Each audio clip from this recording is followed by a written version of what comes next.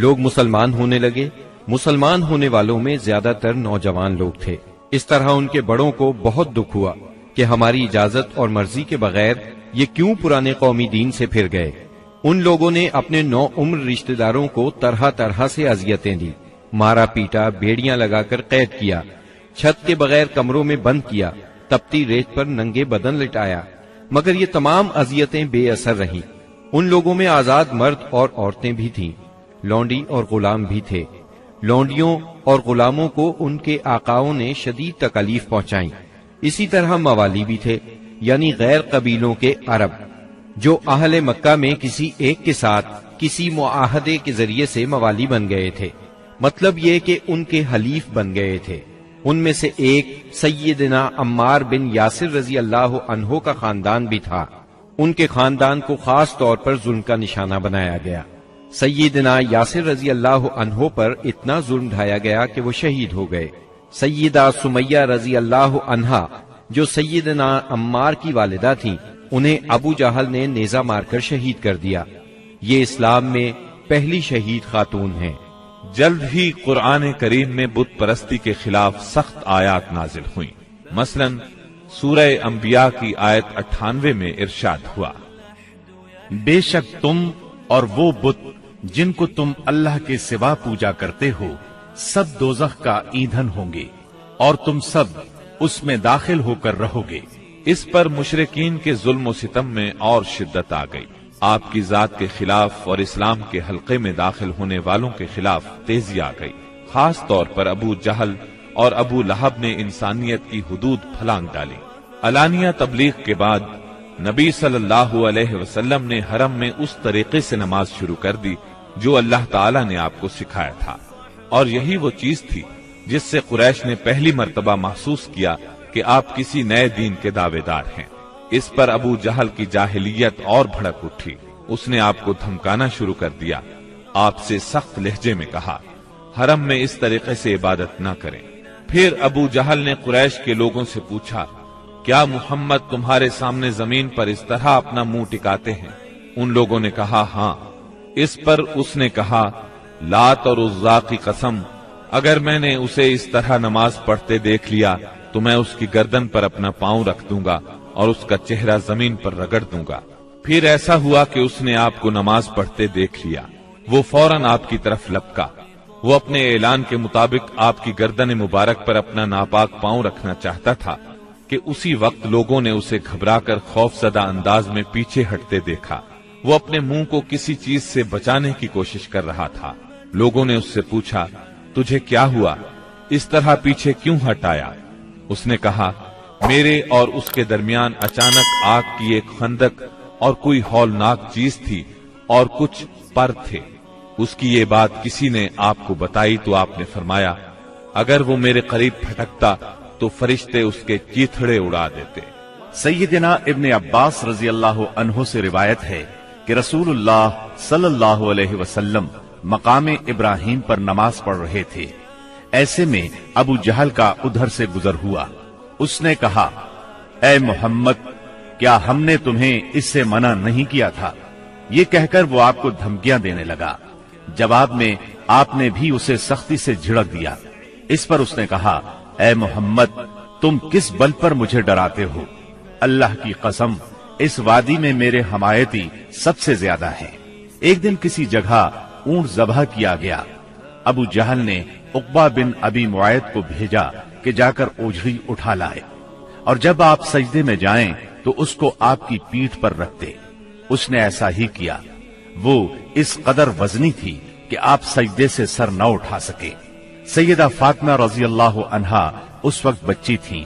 انہیں اطلاع ملی تو وہ دوڑی آئیں اور اس غلیظ بوجھ کو آپ کی کمر مبارک سے اتارا۔ سیدنا عمرو بن عاص چشمدید واقعہ بیان کرتے ہیں۔ ایک روز نبی اکرم صلی اللہ علیہ وسلم خانہ کعبہ میں نماز پڑھ رہے تھے۔ عقبہ بن ابی معیط آیا۔ اس نے اپنی چادر کو لپیٹ دے کر آپ کی گردن مبارک میں ڈال دیا اور بل دینے لگا۔ جب اس نے بل پر بل دیے تو آپ کی گردن مبارک بھنج گئی۔ آپ اسی طرح اطمینان قلب سے سجدے میں پڑے رہے۔ اتنے میں سیدنا ابو بکر صدیق رضی اللہ عنہ वहां पहुंच गए। उन्होंने धक्के देकर उकबा बिन अबी मुआयद को हटाया और उनसे फरमाया, क्या तुम एक ऐसे शख्स को मारते हो और सिर्फ इस जुर्म में कि वो कहता है मेरा परवरदिगार अल्लाह है और वो तुम्हारे पास रोशन दलाइल लेकर आया है। उनके ऐसा कहने पर चंद शरीर सैयदना सिद्दीक अकबर रजी अल्लाह अन्हु पर टूट पड़े और उन्हें खूब ज़दोकोब किया।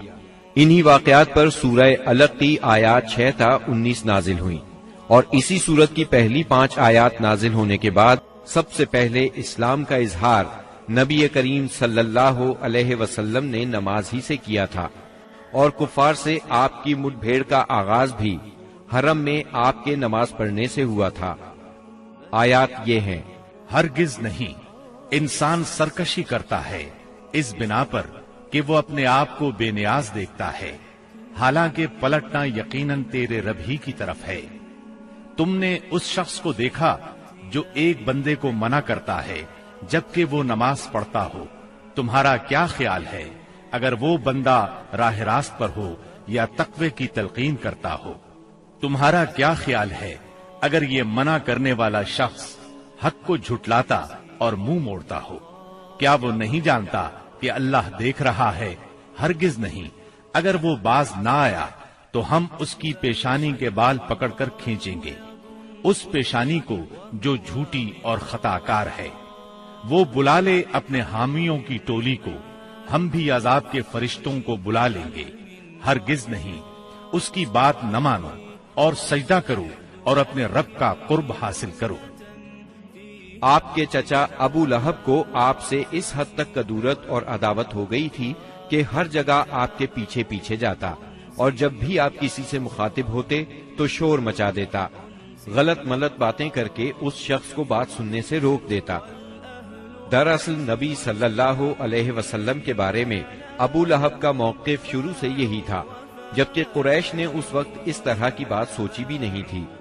हज के दिनों में भी अबू लहब नबी करीम सल्लल्लाहु अलैहि वसल्लम को झुटलाने के लिए बाजारों और इज्तिमाआत में आपके पीछे लगा रहता था।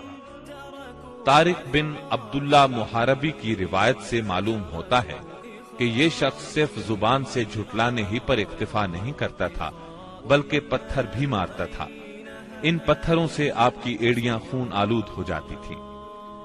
बेसत से पहले अबू लहब ने अपने 2 बेटों उतबा और उतैबा की शादी रसूलुल्लाह सल्लल्लाहु अलैहि वसल्लम की 2 साहिबजादियों सैयदा रुकैया और सैयदा उम्मे कुलसूम रजी अल्लाह अन्हुमा से की थी।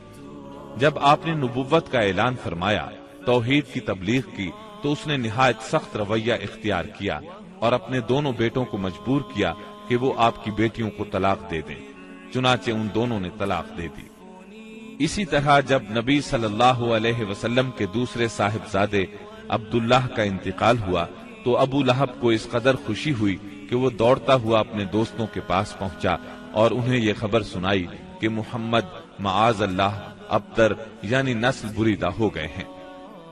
अबू लहब की बीवी उम्मे जमील भी रसूलुल्लाह सल्लल्लाहु अलैहि वसल्लम की दुश्मनी में उससे पीछे नहीं थी।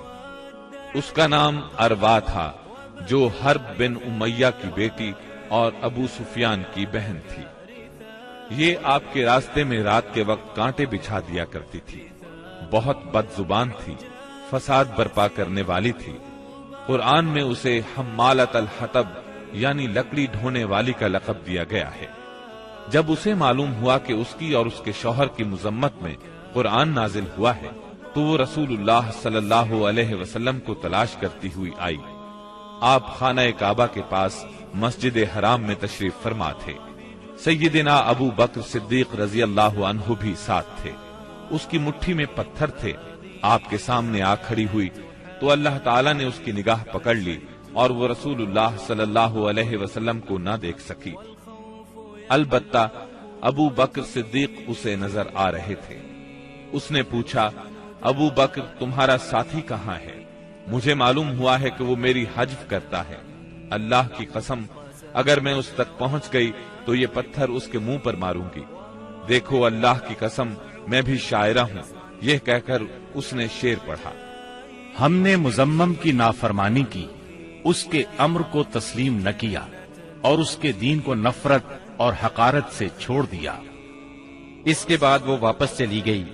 سیدنا ابو بکر صدیق رضی اللہ عنہ نے عرض کیا، اے اللہ کے رسول، کیا اس نے آپ کو دیکھا نہیں؟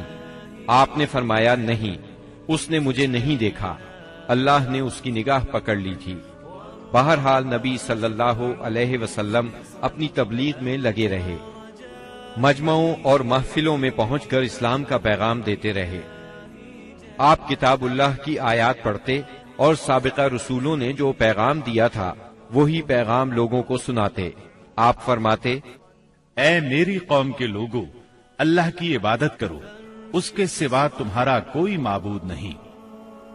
اس کے ساتھ ہی آپ نے لوگوں کے سامنے کھلم کھلا اللہ کی عبادت شروع کر دی۔ چنانچہ آپ دن دہاڑے سارے لوگوں کے سامنے کعبہ کے صحن میں نماز پڑھتے۔